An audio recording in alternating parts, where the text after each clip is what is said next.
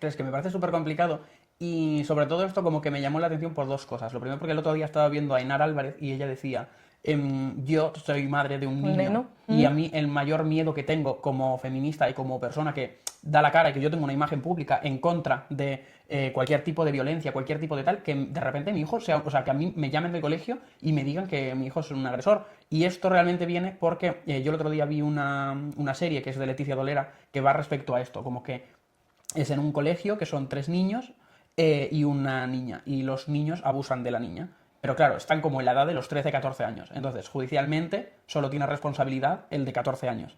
Y claro, llaman a los padres. O sea, a nivel de, ha pasado esto en el colegio, tal no sé qué, se rumorea esto. Y claro, los padres ya entonces empiezan como, o sea, como que siempre han tenido un perfil de en contra de las violencias nos posicionamos con las víctimas y tal, hasta que el agresor es tu hijo. Claro que eso é complicado e ponerse aí en ese lado e intentar navegar aí como nai é que cando hai un conflito como familia sempre é porque o conflito é teu.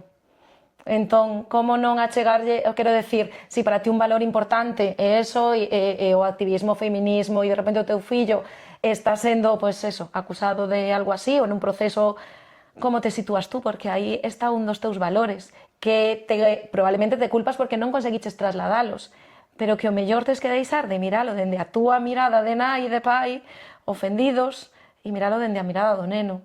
Porque que tú teñas algo moi claro non quere decir que yo pasaras ao teu fillo, o mellor non tiveches as estrategias, o mellor é a vida social, o mellor é tamén indagar en que estaba pasando pola cabeza dese neno ou desa nena, non o sei, non digo dulcificar para nada, pero digo que incluso nos delitos máis complicados, si somos quen, ponernos dende esa outra mirada, podemos sempre acompañar mellor.